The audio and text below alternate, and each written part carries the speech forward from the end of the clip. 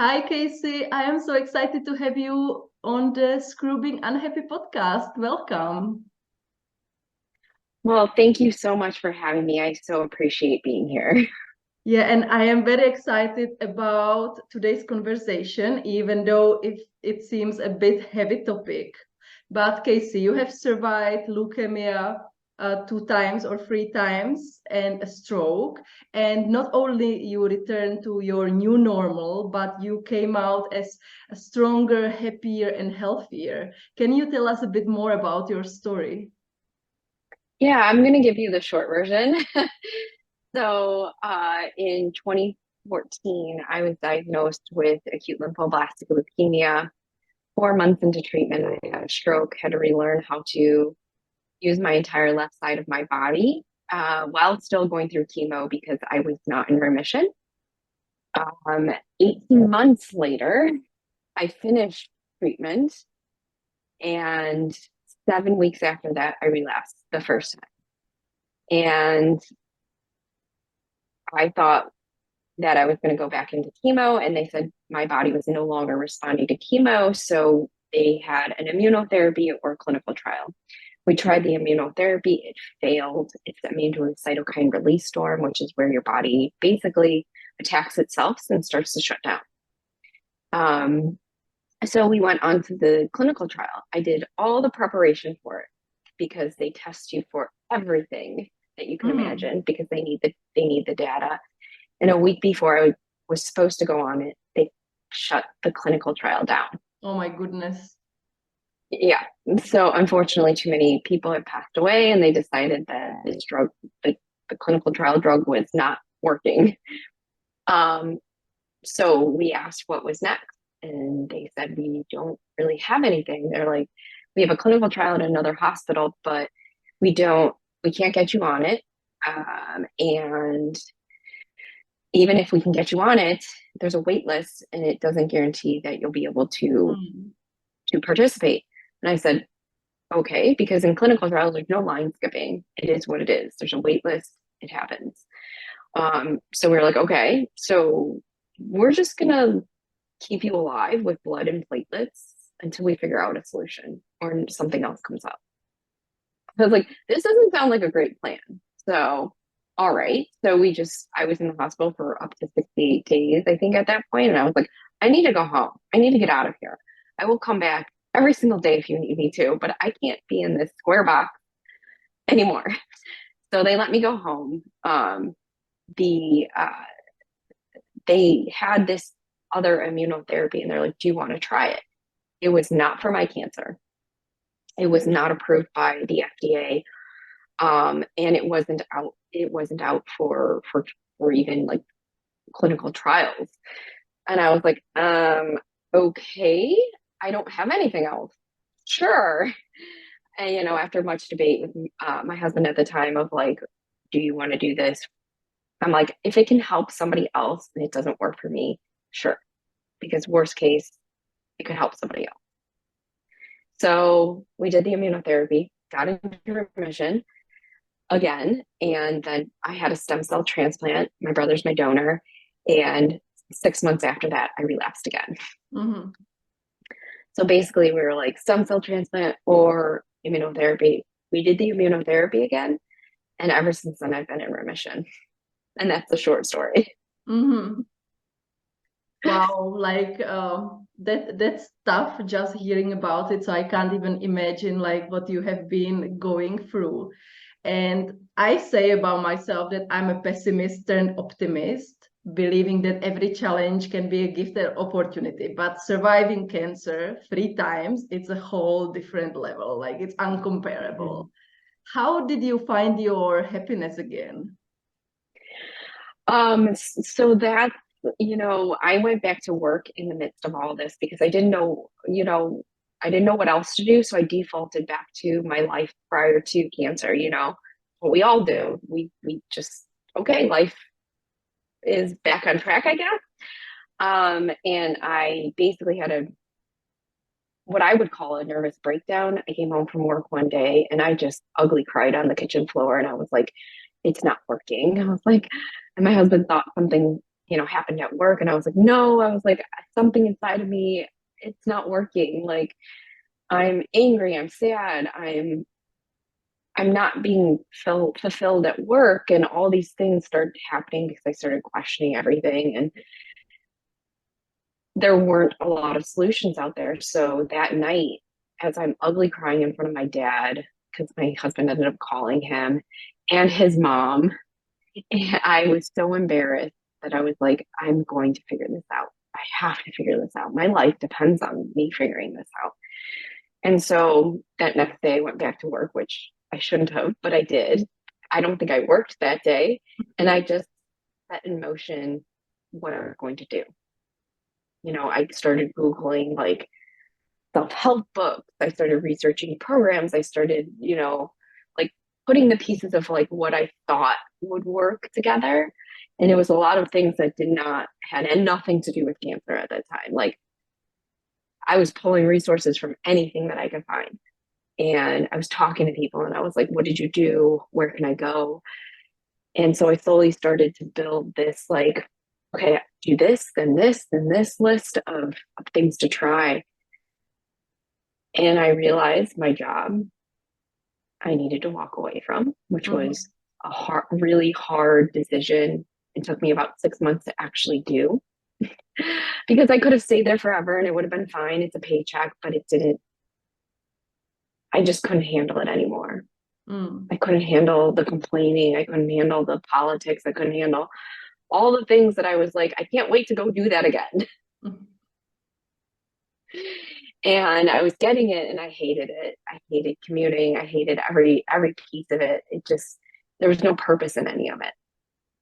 And so I figured out like a huge piece of myself was I needed purpose again. I needed meaning. And I also for the first time after treatment ended and because I went into like super intensive therapy after that. And I went on a healing retreat. I was taking things from everywhere. And I, for the first time in my entire life, asked myself, what do I want? Mm. I had gone through life checking boxes of what everyone expected of me because I am a people pleaser. I'm a perfectionist. I had all these things of like, oh, well, you're supposed to graduate high school, then go to university, and then get a job and start a family and all of these things in life. And I was following that plan. And I found out I didn't even want to be on that plan. That I didn't like a lot of it was I don't have the ability to have children anymore. So that choice was taken away. And what does this mean? Yes, I could adopt. But do I want children? Right? Like all these questions that you're like, what actually makes you happy? I don't know. I've never asked myself that. Like, so I started, it's like a journey of exploration inside your mind that I would have never done if I had not gotten sick, if I had not experienced that ugly, messy breakdown. Yeah. And the way you mentioned that you were people pleaser and you were perfectionist, those are the coaching methodology I use. Those are like the saboteurs, like we use in that framework. And Offer, the founder, he said like we can like turn every like this kind of saboteur, be it pleaser, perfectionist, hyperachiever, like into something positive for us. And then there are always people who ask, but what in case something like really really bad happens, like cancer or this? And it's we usually talk like this is a completely different thing. And I think people often like hear this like from cancer survivors, like that, like this made you like really rethink everything because your life depended on it.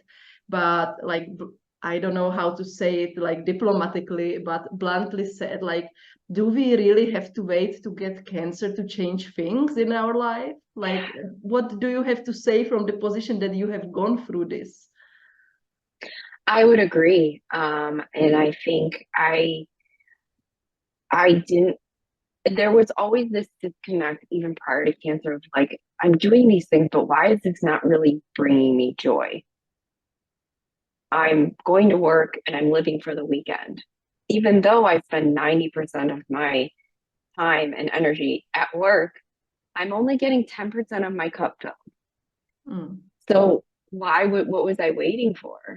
I think I was already like internally struggling with that. I didn't know that I was. I think I just was like, well, I have 2 days every week that I get to go be happy. And that's it. And I agree. Like, I think I wouldn't have done the work to figure out what was actually making me happy had I not gone through cancer, which is why I'm grateful I did. In hindsight, I don't, I would not want to go through it again. And that's not what I'm saying, but I think I'm choosing to turn this opportunity to learn about myself, to create a new normal that I actually love instead of like just falling back into life. Yeah.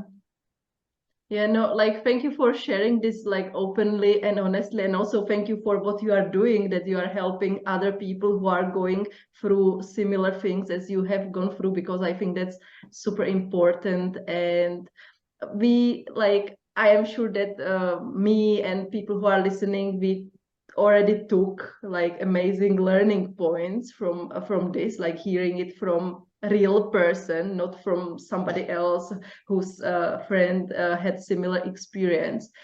And we already hinted on like what we can learn, but maybe you still have something like to pinpoint from there, like what everybody, regarding if they have gone through cancer or not, what they can learn from your story. What would you tell them if they ask you, hey, Casey, what can I learn from your story?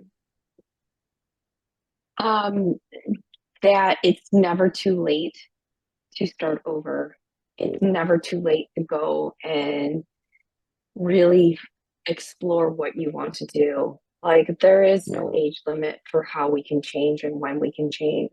Like, whether you're, in your 20s or your 60s or 70s or 80s plus, like, you have this ability, this amazing resiliency inside of us that I think we always forget. Like, we just have to trust ourselves to know that if there's something that's not working for you now, we have the ability to change it. We just have to be brave enough to do it. Mm. And it's amazing. What I love what you just said. I was making note that, like you Mhm. mentioned, that we have this amazing resilience within us, and we always forget about having it. And I think that's really nicely said, that we are so much more resourceful than we think, and much more Mhm. amazing than we think. I agree. Like, we all have this ability to adapt and change, and we just choose not to do it until it's something like cancer comes into our lives. Mm, And so if you think about it, like, you can change anything that's in your life right now if you just choose to. mm. Yeah, completely agree. And I love it. As a coach, as a human being, as a lady, I really love it and I resonate with that. And yeah, I think if everybody should take one thing from this episode, it should be this, that it's never too late to change and that you have the power to do that. And Casey, like Mhm. beyond being a Yes. cancer And coach, yoga instructor, you do ton of things. You are also a writer, author, and you wrote a book, Finding Your Back. Sorry, I will say it properly again, that I don't screw your book's name. Finding Your Way Back to Heart Center. Cancer treatment ended. Now what? And I haven't read it yet, but it kind of evokes me that every time when some kind of period in our life ends, and be it treatment in cancer, or maybe marriage, or maybe children have grown up and has gone out of the house, that every time this is extremely hard period for us human beings to get used to something new and kind of realign. So what do you and your book have to say about it? Maybe I was completely wrong. That was not the book about, but that was my first association. You nailed it. Like it is really about how, so I had this really scary thing happen. Like, how do I adapt and change and find and figure out my new normal, my life? And it's questions that I ask myself that are inside of the book, um, that really helped me explore and figure out answers. Because we've got all these questions swirling in our brains, but we're searching for the right question to get us the answer we're looking for. Okay, so it's like kind of like coaching book, like how, like what kind of questions we can ask and like in from which perspective we can think about what's next in a new way. Yeah, that sounds amazing. I Yes, think I need to get it. absolutely. And there's, you know, yeah, and I weave my own story into it so that way, I use myself as an example. Like, you know, I don't I don't want to pick out people to use as examples, but I think my own journey can relate to a lot of people, and I think we all want to just figure out what to do. Yeah. And I think like I use also myself most of the time, like as my own example, as my own experiment as a coach. So I completely relate to what you are saying, like that you weave in your story and that it might not be the same because like we are all unique as it might be not the same as other people, but it can be very similar because ultimately we are Mhm. all human beings. We work on similar principles. And if it doesn't give you the solution, it can at least give you the inspiration and you can try your own way and like find your own solution. But I think it's super valuable sharing like our own personal experiences, even if we can get criticized for doing it, saying like you can't generalize all this. I'm not sure if you experienced this kind of criticism. I did, but I think it's super important. Yeah, I agree with you 100%. And that was the purpose of the book. I was like, I have to remove myself out of that because if it helps one person, that's all that matters. Yeah. Yeah, no, I think is it on Amazon, the book? Yes, it is. You can Okay, I purchase it think on I will head Amazon. there. Over there, I love Kindle and buy with one click option. So I'm going to head there after this episode, and I'm super excited to start reading. And Casey, as we are coming towards the end of the interview, I have a couple of questions I usually ask all my guests because I want this podcast to inspire people and kind of get new ideas, become more innovative, and especially go to action. So let me start with those three questions I have for everybody because I love this getting inspired what different people do to feel better and happier.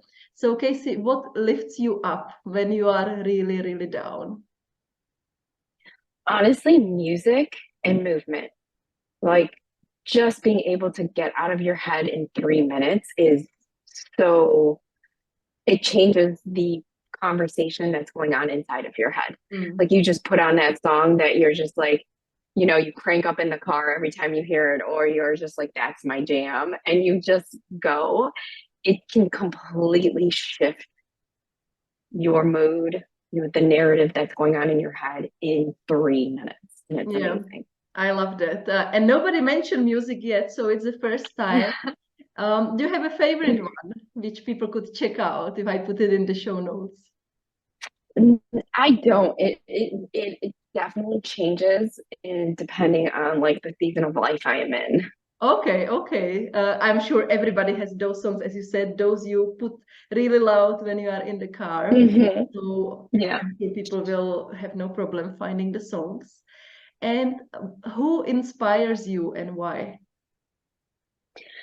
I would honestly say my own clients inspire me because I see where they start and how far they can come when I work with them. And it brings me such joy and it makes me want to work even harder for them and with them and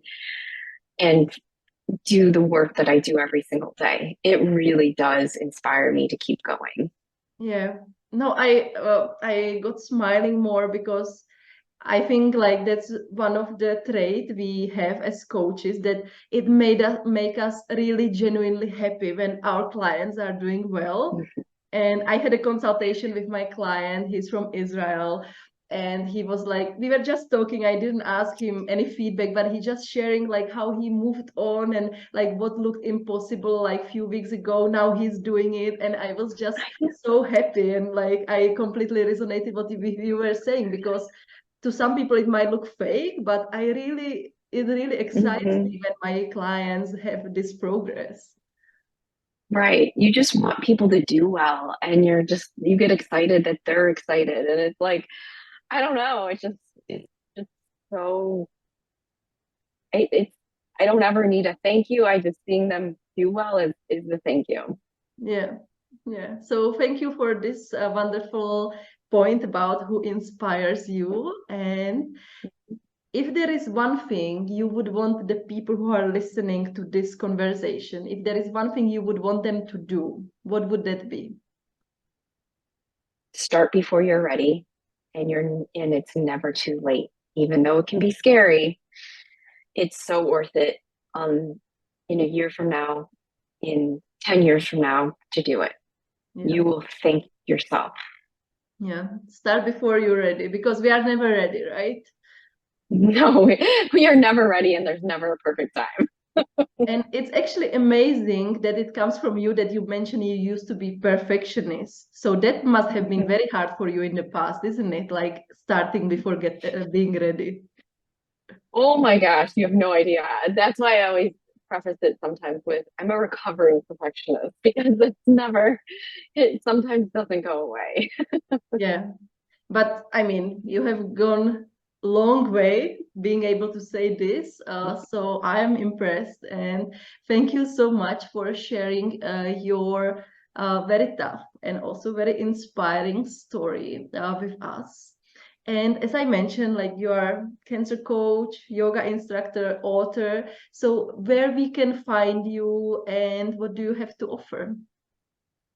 So you can find me on Instagram or Facebook at the Happier Hustle. And I'm I love connecting with people, and I love being able to help in some way. And so always reach out.